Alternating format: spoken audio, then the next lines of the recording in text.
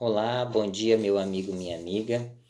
Hoje eu gostaria de compartilhar uma mensagem desta obra aqui, que chama-se Graça Abundante ao Principal dos Pecadores, de John Bunyan.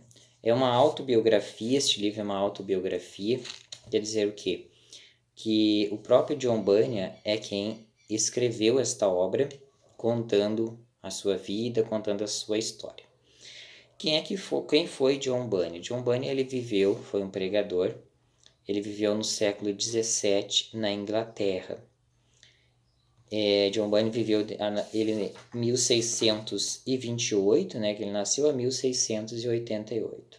A história de John Bunyan ela é conhecida às vezes por sua prisão. Bunyan ficou preso durante 12 anos, 12 longos anos, e o crime por ele ter ficado preso foi porque ele pregava o evangelho. Então, nesse período da história, a Inglaterra não permitia que pessoas que não fossem autorizadas pela igreja oficial da Inglaterra pregassem, então, a palavra de Deus. E foi então que aconteceu que Bunyan não era, ele era um cidadão comum, uma pessoa pobre e que não tinha muita instrução, mas que fora chamado por Deus para pregar o evangelho. Então Bunyan, ele sabia que quando Deus dá talentos a algumas pessoas, ele não quer que essas pessoas enterrem o talento. Então, ele continuou pregando e por isso então foi preso durante esses 12 anos. Durante esses 12 anos de sua prisão, ele escreveu então este livro, né, que é Graça Abundante ao Principal dos Pecadores, que é uma autobiografia de sua vida, e também este outro aqui, que é O Peregrino, de John Bunyan, que é um livro que esse aqui foi um dos mais traduzidos, né, mais vendidos, desde a época ali que ele saiu da sua prisão, foi escrito, editado, no período lá na região onde ele estava. E chegou até nos nossos dias, né, essas duas obras. Tem outras também, mas hoje eu gostaria de falar dessa aqui, que é uma autobiografia, que é a história de John Bunyan. Então a história dele, no início ele começa fazendo um relato que nos primeiros anos ele não tinha então interesse em Cristo e interesse em religião. Então nos primeiros anos de sua vida ele viveu praticamente entregue aos desejos, né, de sua mocidade, os desejos que ele tinha. Ele vivia sem pensar nas coisas de Deus. E John Bunyan relata que nesses primeiros anos ele adquiriu, vamos dizer assim, condutas, ele não controlava a sua boca, na verdade ele praguejava muito, ele tinha o hábito de rogar pragas, de falar palavrão, coisas dessa ordem. E também, claro, se entrega aos desejos, né, da carne ali sem nenhum problema. E ele dizia que as pessoas que o quisessem o contrariar, vou dizer que aquilo ali era errado, ele ficava muito irritado até com essas pessoas, muito insatisfeito, brigava até com alguém que contrariasse o seu estilo de vida. Mas depois ele acaba casando, né? Ele casa. Eles eram muito pobres, John Bunyan era muito pobre e a sua esposa também. Então o dote da sua esposa, que era quando ela casou, foram 2 livros, né, que o seu pai deixou para a herança, porque naquela época os livros eles eram raros e caros até. Então deixaram 2 livros então que eram livros puritanos, que eram de um grupo de cristãos, né, que escreveram livros ali. Então, eles junto com a sua esposa lendo aqueles livros, então ele sentiu um desejo agora pela religião, um desejo então de ir, né, a conhecer mais sobre aquilo ali. Então ele foi despertado o interesse pela religião. E acontece que depois ele começa a pensar um pouco sobre a vida após a morte, vamos dizer assim. O que poderia ser, o que poderia acontecer, né, com ele, com a sua alma. E então ele vai agora para a igreja, começa a frequentar a igreja local, mas não abandona as suas práticas antigas, ele continua a praguejar, continua com vários vícios, né, ali. Ele continua indo na igreja, mas ouvindo aquela mensagem, mas ao mesmo tempo continua praticando aqueles velhos hábitos. Até que um dia acontece um fato na sua vida que ele estava praguejando e uma senhora repreende ele dizendo que ele era uma pessoa que ela nunca tinha visto igual, que ele poderia corromper a juventude de seu tempo. Então ele fica um pouco envergonhado com aquilo e ele disse que aquilo impacta, né, aquela repreensão daquela senhora, e isso marca a sua vida, começa a ter algumas mudanças. E agora então ele se empenha numa reforma exterior. Ele começa a tentar mudar os seus hábitos, mudar a sua forma de, de agir, né? De falar, de proceder. E ele consegue muitas coisas aqui. Ele consegue, inclusive, ele ir à igreja regularmente, começa a mudar a sua forma de ser e as pessoas então observam o quanto ele mudou. Ele não praguejava mais, não falava mais palavrão, não aquelas bebedeiras, festas e coisas e tal, ele não faz mais. Então as pessoas olham para ele e olham e comentam quanto ele mudou, o quanto ele foi transformado. E ele gostava disso. Ele conta na sua obra que ele se agradava de fazer isso. Até que começam algumas inquietações em sua alma, né? Algumas inquietações em sua mente. Ele começa a observar que por mais que ele tivesse se empenhado, se engajado nessa reforma exterior, né, dos seus hábitos, ele estava então, e internamente ele via o problema de seu coração mau, que no fundo de seu coração ele tinha desejos, ele tinha pensamentos que não eram bons, e ele percebe então que toda aquela justiça própria, todo aquele esforço externo para mudar, estava então não conseguiu ainda transformá-lo. E ele fica com essa dúvida. Até que um dia ele encontra umas mulheres conversando sobre um assunto que era desconhecido para ele, que era sobre o novo nascimento.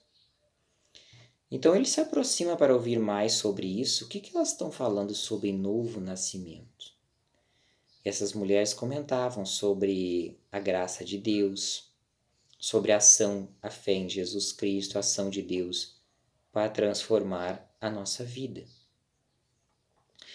Então ele começa a procurar saber mais disso. Mas nesse meio tempo, ele é então agora profundamente atormentado. Ele cita que é atormentado pela sua consciência e por Satanás, ele diz.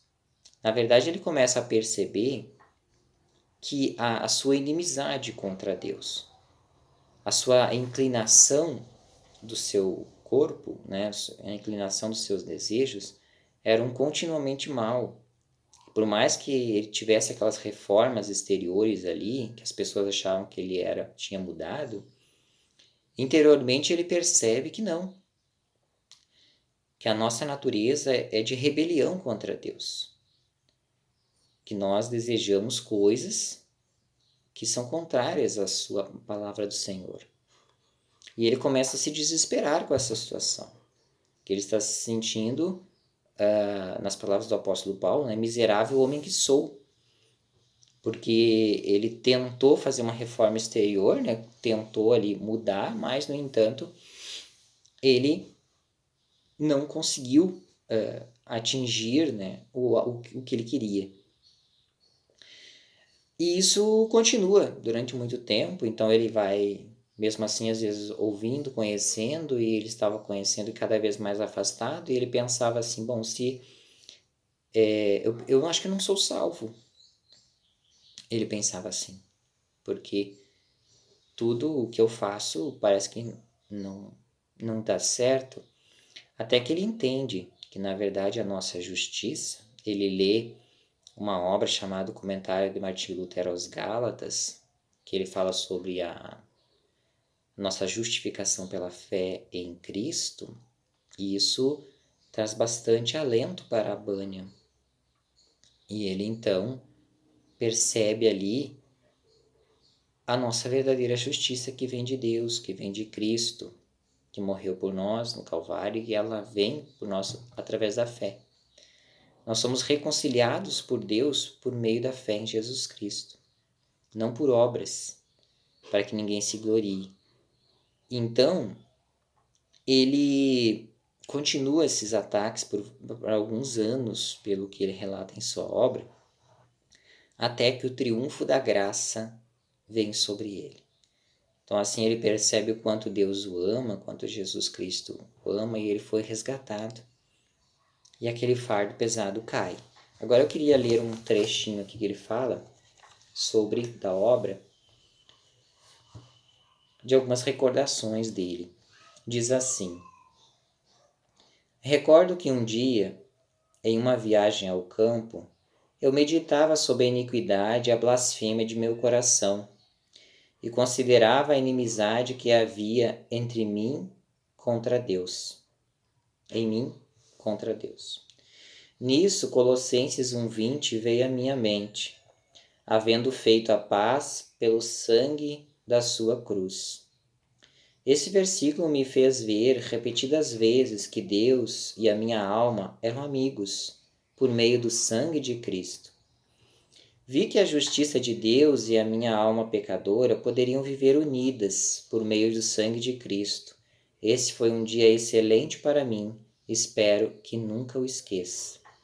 Então ele percebe que agora eles podem ser, ele é amigo de Deus por meio do sangue de Cristo, porque ele tinha as inquietações de sua alma, seu espírito, que eles eram profundamente, então, inimigos de Deus.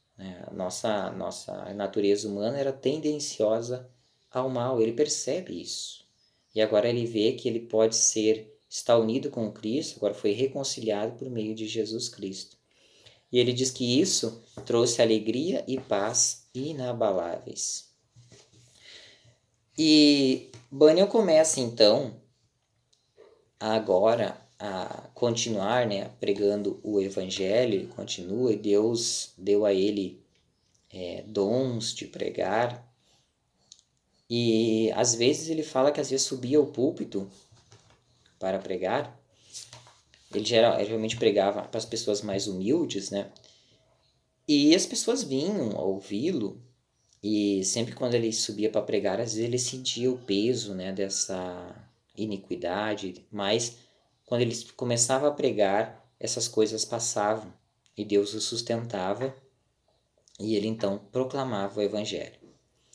E ele já estava se tornando um pregador bem conhecido, porque as pessoas comentavam que Deus tinha dado um dom a ele para pregar. Isso, ao mesmo tempo que agradava John Bunyan, né? Ele às vezes tinha uma tentação ao orgulho e à exaltação, mas ele percebia então, com a sua experiência anterior, que na verdade ele somente Cristo, né? E até ele faz um alerta sobre os dons os dons do Espírito Santo que ele dá através de nós. Os dons não são nossos, são de Deus e foram dados para a igreja. Então nós não devemos ter muito orgulho, se orgulhar e deixar que a soberba suba ao nosso coração, na verdade, tomado pela soberba, porque isso tudo vem de Deus e não de nós mesmos. E ele começa a pregar a palavra Porém, a situação política da Inglaterra muda.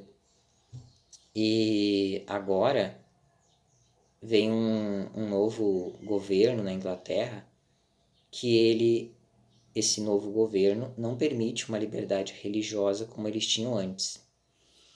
E agora este novo governo estabelece que somente aquelas pessoas que são vinculadas à Igreja da Inglaterra, que têm autorização da Igreja da Inglaterra, para pregar a palavra.